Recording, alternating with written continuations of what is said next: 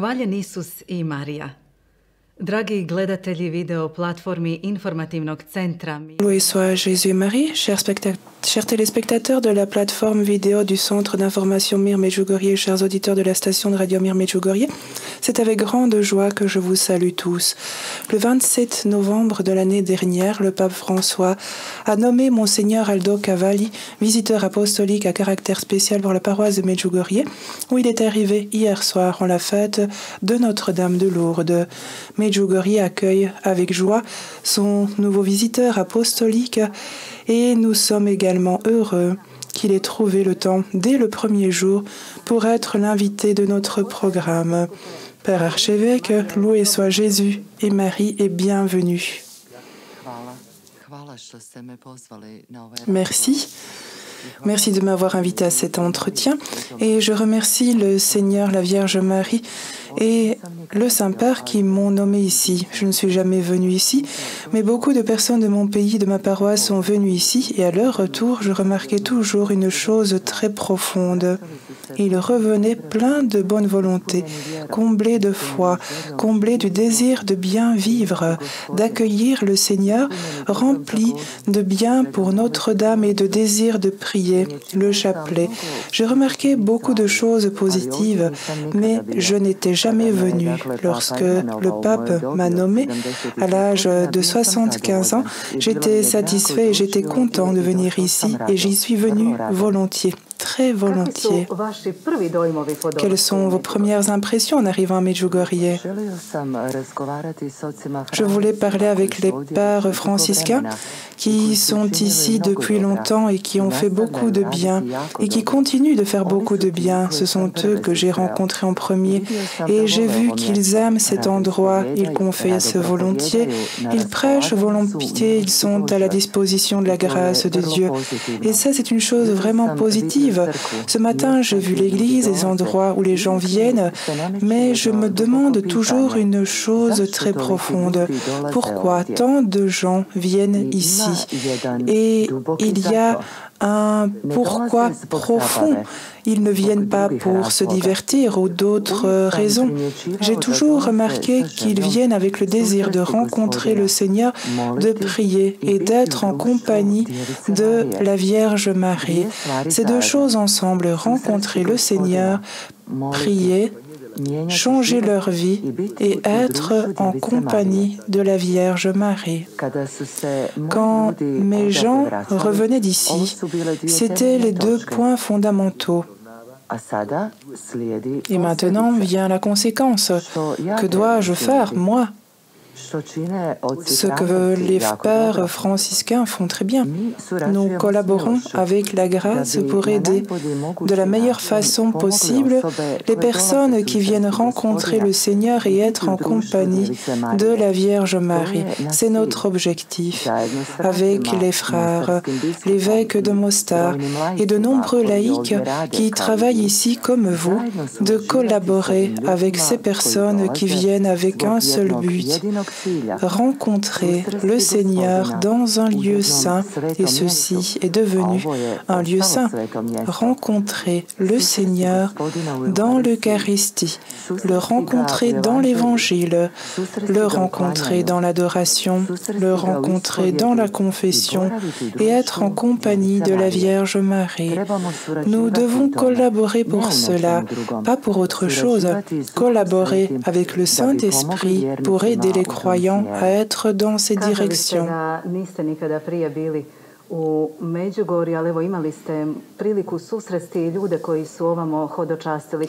avez dit que vous n'étiez jamais venu à Medjugorje auparavant, mais vous avez eu l'occasion de rencontrer les gens qui ont fait un pèlerinage. Ici, connaissez-vous bien le phénomène de Medjugorje, tout ce qui s'est passé ici au cours des 40 dernières années.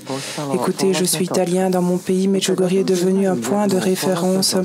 Et quand les gens ont un point de référence, ils se rendent compte qu'ils y rencontrent ce qu'ils veulent rencontrer, c'est-à-dire le Seigneur et la Vierge Marie. En cela, personne ne peut les arrêter. Personne ne peut les arrêter, c'est très positif. Les gens sont venus, viennent et viendront encore plus, mais nous devons maintenant maintenir cet endroit comme un lieu spirituel profond. C'est naturel, si les gens viennent, qu'il y ait des structures d'accueil, c'est-à-dire que quand les gens viennent, ils doivent vivre ici. Où vivront-ils? Il faut donc construire une structure. Où vont-ils manger? Une structure.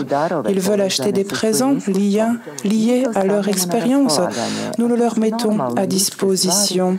Ce sont des choses humaines profondes nécessaires pour vivre ici. C'est normal. Dans chaque lieu saint, les gens ont besoin de structures et c'est toujours le cas. C'est pareil à Rome. Les gens viennent à Rome parce que le pape est à Rome. C'est le plus important. Et il y a beaucoup de belles choses à Rome. Rome est belle, mais il y a le pape. Et quand ils viendront, où habiteront-ils? Dans les hôtels, les instituts? Cela est également nécessaire. Ils veulent acheter des souvenirs, ils les achèteront. Et c'est utile pour leur rappeler l'environnement spirituel dans lequel ils étaient. Il en est de même pour Medjugorje. Vous avez passé une grande partie de votre vie dans la diplomatie. Fin janvier, vous avez terminé votre ministère de nonce apostolique aux Pays-Bas. Maintenant, le pape vous a confié un ministère qui, avant tout, a un caractère pastoral. Comment avez-vous accueilli la nouvelle de votre nomination comme visiteur apostolique à caractère spécial pour la paroisse de Medjugorje? Écoutez, depuis que je suis prêtre, pour moi, tout est un service pastoral. La division entre diplomatie et pastorale n'existe pas pour nous, pour moi. Pourquoi? Parce que c'est la personne qui a l'attitude pastorale et pas la fonction. La fonction vient plus tard. À l'intérieur, nous avons une attitude pastorale, donc tout ce que nous faisons devient pastoral. Et c'est très positif. Les ambassadeurs se réuniront, ce sont les gens qui représentent tout le pays et ils ont leur importance car ils représentent tout un pays et il y a là une très grande responsabilité. Nous les rencontrons en tant que nonces apostoliques, ambassadeurs, mais aussi en tant que prêtres et ils le savent partout où je vais, dans n'importe quelle partie du monde, lorsque nous nous rencontrons pour des cocktails, des dîners, des réunions, des célébrations nationales, j'y vais habillée comme je le suis maintenant et tout le monde le sait. Je parle comme les autres, je mange et je bois comme les autres, je parle à tout le monde, mais eux commencent toujours à parler du Seigneur, du pape, de l'Église, toujours parce que ce sont des arguments spirituels que nous avons tous à l'intérieur et ils les ont à l'intérieur eux aussi. Ils profitent de l'occasion lorsqu'une personne qui représente un monde aussi invisible et aussi profond est là. Et cette conversation est toujours profonde et spirituelle et c'est la pastorale. Père archevêque, que signifie la continuation du ministère du visiteur apostolique pour Medjugorje? Vous voyez, le pape représente l'Église universelle et c'est pourquoi il envoie des émissaires et l'émissaire avec le pape représente l'Église universelle. Cela veut dire que l'Église universelle est attentive à ce phénomène, très attentive. J'ai vu dans la maison paroissiale un tableau, un magnifique tableau, très profond. Il se trouve dans le bureau du visiteur apostolique. Il représente Medjugorje. L'Église, cette Église est un signe dans le monde entier. Medjugorje y est représenté. Il représente Marie, il représente le monde entier près de Marie et les rayons qui vont de Medjugorje dans le monde entier. Et c'est ce que nous devons devenir, les rayons du Seigneur, les rayons de la Vierge Marie dans le monde entier. Le pape représente le monde entier, le monde spirituel, la visite du Fils de Dieu parmi nous. C'est le sens du visiteur apostolique. L'Église entière qui regarde Medjugorje. Medjugorje doit regarder toute l'Église et dans le monde entier.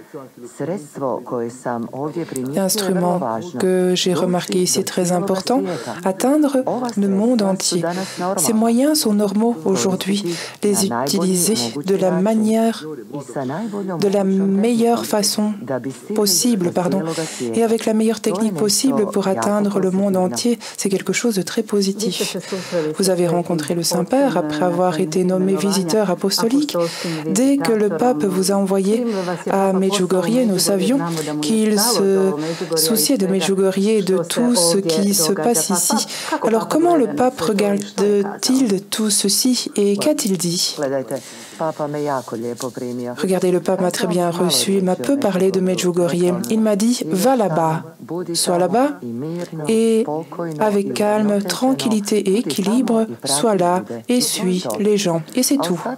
Et le reste de la conversation avec le pape, et le pape est toujours comme ça avec moi, on parle de comment porter l'évangile aujourd'hui à tous, comment porter l'évangile à tous dans cette société qui est la nôtre. La société a sa culture et la culture change. Dans les changements de culture, nous ne devons ni condamner, ni critiquer, ni juger. Nous devons être dedans, car c'est la culture. Comment annoncer l'évangile au sein de cette culture aujourd'hui?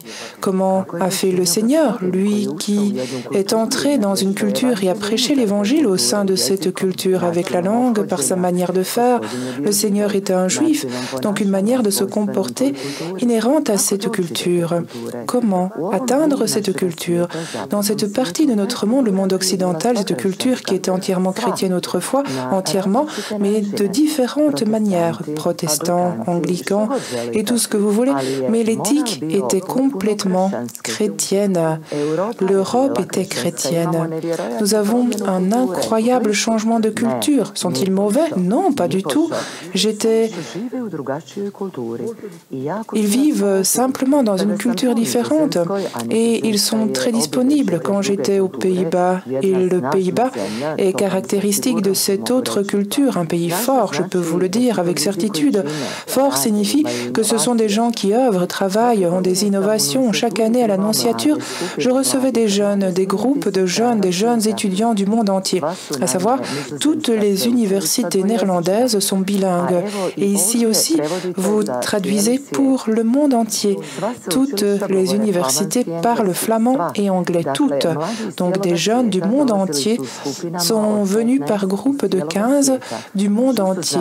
Que savait-il de Jésus? Presque rien. Dans cette culture, Jésus est un parmi de nombreux. Et sur Dieu, quelque chose de vague. À propos de l'Église, il connaissait quand même le Vatican, parce que le Vatican est le Vatican. Il connaissait le pape, parce que le pape est le pape qui se rend dans de nombreux pays. Il voulait savoir pourquoi le pape a des ambassades. Ils sont venus vers moi et j'ai commencé à leur expliquer en commençant par Jésus-Christ, car si nous ne commençons pas de lui, rien ne sera expliqué. Ils ont été très attentifs, très attentifs. Je parlais une demi-heure leur expliquant les choses depuis Jésus-Christ jusqu'à nos jours. Je leur expliquais bien et ils ont été très attentifs. Et combien de questions suivaient ensuite? Combien d'intérêt montraient-ils? Personne n'était contre nous, personne, mais ils ne nous connaissaient pas, car notre message atteignait à peine cette culture. Que faire? Les recevoir, vivre avec eux. Il est très important de vivre avec eux, d'être avec eux. J'ai parlé avec le pape d'une lettre très importante du 1er siècle, de l'an 110, une lettre de Dionyète. Comment vivent les chrétiens? Qui sont les chrétiens? Ils ont écrit à ce sujet en ce temps-là, donc immédiatement après les temps apostoliques. Nous vivons comme les autres, nous nous habillons comme les autres, nous mangeons comme les autres, nous travaillons comme les autres, nous payons les impôts comme les autres, nous nous marions comme les autres, mais nous vivons comme des chrétiens. Voici ce que nous devons faire. Vivre avec tout le monde, ne pas critiquer, ne pas condamner, mais vivre comme des chrétiens. Transmettre la vie de Jésus-Christ comme il l'a fait la transmettre aux autres. Mais par rapport à cela, nous devons changer notre attitude. Il n'est pas nécessaire de changer de méthode, car les méthodes ne créent pas la vie chrétienne. L'attitude crée la vie chrétienne. Et l'attitude signifie quelque chose à l'intérieur qui change, qui regarde les gens comme le Seigneur les voit. Les personnes humaines qu'il faut aimer et servir en vivant une vie intérieure, sans crainte pour la vie, en communion avec elles. Pas de peur, mais comme des chrétiens. Bien que le ministère de visiteur apostolique soit avant tout pastoral, Monseigneur Rosser parlait positivement du phénomène de Medjugorje, des voyants, de la dévotion mariale, en mettant particulièrement l'accent sur le christocentrisme et la célébration des sacrements. Connaissez-vous le travail de votre prédécesseur, le regretté archevêque Rosser? Je ne l'ai jamais rencontré, mais j'ai compris une chose à son sujet. Il aimait Medjugorje, il l'aimait. C'est cette attitude, aimer Medjugorje et être heureux d'y vivre. C'est ce que j'ai reconnu. Il l'aimait et était satisfait. Il avait une grande dévotion envers la Vierge Marie grande et il avait un grand amour pour l'Église. Il a vécu 20 ans au Rwanda pendant des temps difficiles et je le comprends bien car j'ai vécu 5 ans au Burundi qui est proche du Rwanda et je connais bien la situation. Il était médecin donc il a fait du bien dans ce domaine aussi.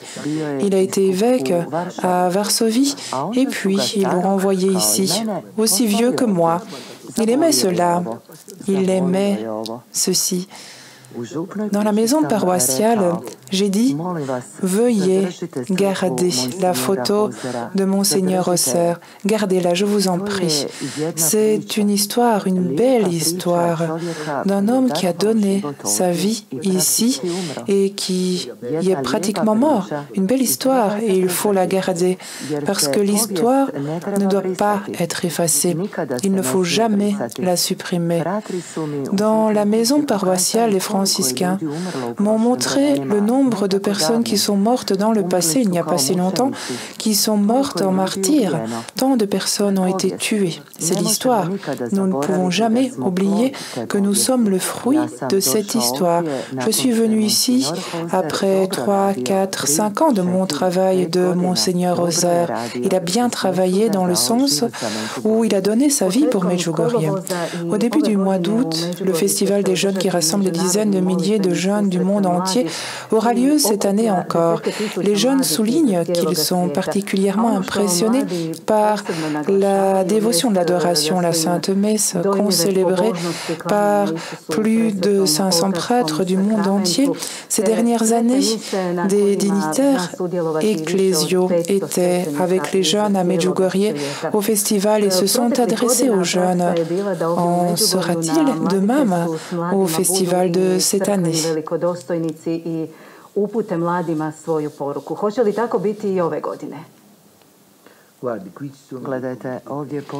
Écoutez, il y a les organisateurs ici qui savent faire leur travail. On a parlé de cette rencontre des jeunes en août et il me semble qu'il y a 2 ans, quand il n'y avait pas le Covid, qu'il y avait plus de 50 000 jeunes pendant toute une semaine. Et nous nous demandons toujours pourquoi sont-ils venus. Ils ont prié, beaucoup ont jeûné, écouté des enseignements, pris part à l'adoration, jour et nuit. Pourquoi cela a-t-il lieu? Et ce sont des jeunes du monde entier. Pourquoi cela arrive-t-il? Pourquoi les jeunes viennent-ils ici? Et qu'est-ce qu'ils s'attendent à rencontrer? Le Seigneur Jésus, sans aucun doute, et la Vierge Marie, sans aucun doute. Mais nous, comment pouvons-nous collaborer avec Jésus et la Vierge Marie pour aider ces jeunes à rencontrer Jésus et la Vierge Marie? Le curé d'Ars a compris une réalité profonde. Des milliers de personnes venaient se confesser. Il confessait 15, 18 heures par jour et il le faisait toujours bien, calmement, paisiblement, à l'écoute de tous et de tout. Il les recevait bien. il s'est rendu compte que celui qui appelait tous ces gens n'était pas lui, c'était le Seigneur Jésus. Mais il était le moyen par lequel toutes ces personnes rencontraient le Seigneur Jésus. Il y avait donc le Seigneur Jésus, tous ces gens et lui comme moyen, comme instrument. Il s'est rendu compte qu'il était un instrument précieux, un instrument très précieux à la fois spirituellement et humainement. Il a toujours bien reçu tout le monde. Nous aussi, nous devons faire de même. Qui invite ces jeunes? Ce n'est pas nous. Qui les appelle? C'est le Seigneur Jésus. En utilisant la Vierge Marie, ce qui est très important. Et nous, que sommes-nous? Nous sommes des instruments. Nous devons avoir une capacité d'ouverture, d'accueil, de sérénité. Nous sommes des instruments précieux et utiles pour que les autres rencontrent le Seigneur Jésus. Maintenant que vous êtes arrivé ici à Medjugorje, Père archevêque, quels sont vos projets et quels sont vos premiers plans? Écoutez, c'est très simple, je ne m'attendais pas non plus à être envoyé ici. Si le Seigneur, la Vierge Marie, le pape, l'Église m'a envoyé, il y a une raison que je ne connais pas. Je le répète, je ne la connais pas. La première chose est de collaborer. Coopérer avec les pères franciscains qui sont ici et travaillent dur, coopérer avec l'évêque de Mostar, qui est l'évêque de toute cette partie de l'Église, coopérer avec les laïcs qui travaillent bien ici, collaborer. C'est la première chose que je dois faire. Mais collaborer signifie travailler ensemble. Je dois travailler avec eux, parce qu'ensemble, unis, on peut faire beaucoup de bien. C'est la première chose que je vais faire. Ensuite, prier, prier, prier, parce que nous sommes vides sans prière. Nous sommes vides. Mon père, qui ne savait que lire et écrire, un pauvre homme qui ne m'a jamais rien dit. Mais une fois que je suis devenu prêtre, il m'a dit, « Sais-tu pourquoi les prêtres ne sont pas si bons aujourd'hui? Parce qu'ils ne prient pas. » Mon père, qui ne m'a jamais rien dit, a dit « parce qu'il ne prie pas ». J'ai compris quelque chose de son humilité, de sa pauvreté. Notre force, c'est la prière, car nous, comme je l'ai déjà dit, ne représentons que le Seigneur Jésus, mais notre point fondamental, notre fondement, c'est le Seigneur Jésus. Sans prière, nous devenons vides. Par conséquent, il faut prier. Et puis, faire ce que je dois faire, sans aucune crainte de quoi que ce soit.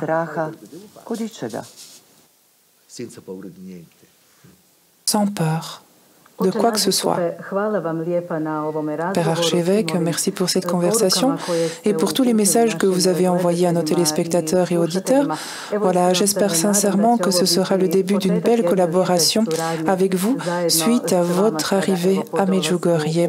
Que les prières de tous les paroissiens de la paroisse de Medjugorje et de nos pèlerins soient votre force. Merci, merci beaucoup. Merci à tous. Merci pour ce que vous faites pour le monde entier. Vous touchez beaucoup de personnes que nous n'atteignons pas, mais vous y arrivez quand même de cette manière. Beaucoup vous écoutent. Merci beaucoup. Merci pour votre capacité, car il me semble que vous travaillez bien. Ce que j'ai vu, c'est que vous le faites de manière très professionnelle. Et c'est ainsi que cela devrait être fait. Merci et que le Seigneur et la Vierge Marie vous bénissent. Merci. Père archevêque, merci encore du fond du cœur. Et merci, chers téléspectateurs de la plateforme vidéo du Centre d'information Mir Medjugorje. Et merci à vous aussi, chers auditeurs de la radio Mir Medjugorje. En attendant de nous retrouver, que la paix et le bien vous accompagnent.